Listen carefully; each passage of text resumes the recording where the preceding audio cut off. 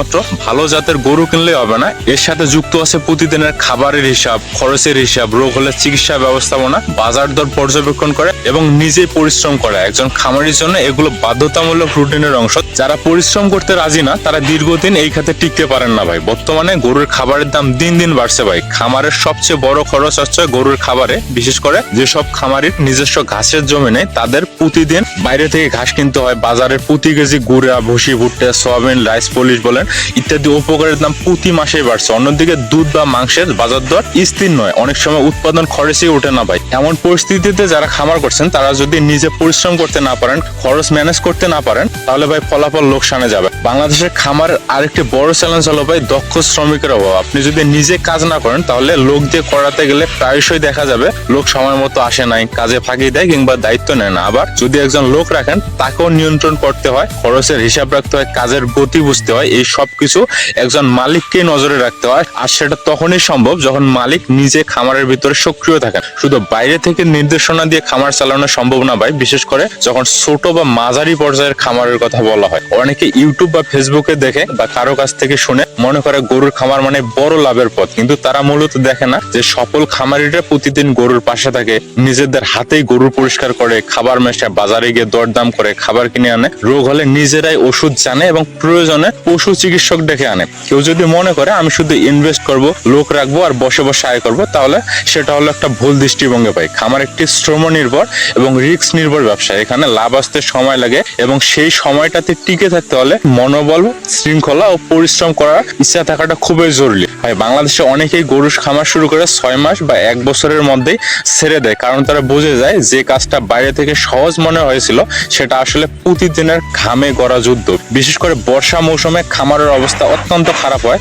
পানি জমে যায়, গরু অসুস্থ হয়, খাবার পচে যায়, কর্মচারী ঠিক মতো আসে না। এই সময় সামলাতে না পারলে খামার বন্ধ হয়ে যায়। আবার অনেক সময় হঠাৎ গরু রোগে পড়ে, যেমন এফএমডি, ম্যাস্টাইটিস বা পেটের গ্যাস, যা ঠিক সময়ে চিকিৎসা না পেলে গরুর মৃত্যু পর্যন্ত নিয়ে যেতে পারে। সেই ঝুঁকি নেওয়ার মানসিকতা না থাকলে খামার চালানো যাবে না ভাই। বর্তমানে ভাই বাংলাদেশের অর্থনীতি, খাদ্যের মূল্যস্ফীতি, পশু চিকিৎসার খরচ, পরিবহন সমস্যা সবকিছু মিলিয়ে একজন খামারের প্রতি কেজি দুধ বা প্রতি কেজি মাংস উৎপাদনে যে খরচ হয় সেটার উপর লাভ করা কঠিন হয়ে দাঁড়ায়। এই অবস্থায় খরচ কমানোর একমাত্র উপায় হলো ভাই নিজে পরিশ্রম করা, স্থানীয় উপায়ে ঘাস চাষ করা বা গরুর খাদ্য নিজেই তৈরি করা এবং খামারের প্রতিটি খরচ নিজে হিসাব করে রাখা। এই কাজগুলো করতে গেলে পরিশ্রম, সময় ও একাগ্রতা দরকার। আপনি যদি মনে করেন সকালে একটু গিয়ে দেখে এলাম, বাকিটা লোক দেখবে, তাহলে প্রতিদিন 1000 টাকার ক্ষতি হবে, যেটা আপনি ধরতেই পারবেন না ভাই।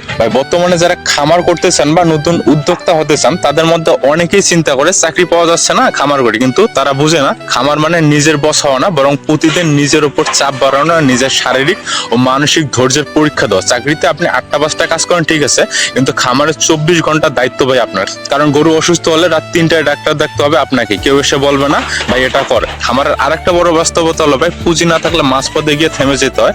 অনেক সময় গরু অসুস্থ হলে ভাই একদিনে 5-7 হাজার টাকা কোনো ব্যাপার না, খাবারের দাম বেড়ে গেলে হঠাৎ করে দেখা যায় যে 1 মাসে 8-10 হাজার টাকা অতিরিক্ত খরচ হয়ে যায়। এই সময় মানসিকভাবে প্রস্তুত না থাকলে আপনি হতাশ হয়ে যাবেন এবং ব্যবসা ছেড়ে দেবেন। তাই খামার করতে গেলে একটা কথা মনে রাখবেন ভাই, পরিশ্রম করার মন মানসিকতা না থাকলে খামার করেন না। এটা কোনো কৌতুক বা সিনেমা না ভাই, এটাই বাস্তব। অনেকে বলেন ভাই আপনার খামার ভালো চলছে দেখে আমিও শুরু করতে চাই, কিন্তু তারা এটা বোঝে না যে ভালো চলা মানে প্রতিদিন সকাল থেকে রাত পর্যন্ত কাজ করা, ছুটি নাই, অবসর নাই। কারণ ভাই গরু কখনো ছুটিতে যায় না, রোগ হলে দৌড়াতে হয়, খাবারের হিসাব রাখতে হয়, বাজারে যেতে হয়, কর্মচারীকে নিয়ন্ত্রণ করতে হয়, হিসাব বুঝতে হয়, দুধ বিক্রি করতে হয়, আবার সবার টাকা ম্যানেজ করতে হয়। এই সব কাজ যিনি নিজে করেন না তিনি কখনোই টিকে থাকতে পারবেন না ভাই। অতএব ভাই যারা গরুর খামার করতে চান তাদের শুরুতে নিজের মনটা পরীক্ষা করতে হবে। আপনি যদি শারীরিক পরিশ্রমে আগ্রহী না হন, গরুর ময়লা পরিষ্কার করা আপনার অসহ্য লাগে, ধুলো বালিতে বা কাদাতে হাঁটতে আপনার বিরক্তি আসে, গরমে ঘাম ঝরাতে আপনার সমস্যা হয়, তাহলে খামার আপনার জন্য নয় ভাই। আপনি হয়তো অন্য কোনো খাতে ভালো করবেন, কিন্তু ভাই গরুর খামারে আসলে আপনার সময়, শ্রম ও টাকা তিনটাই নষ্ট হবে। আর আপনি যদি ভাই মনে করেন আমি নিয়ম মানতে পারি,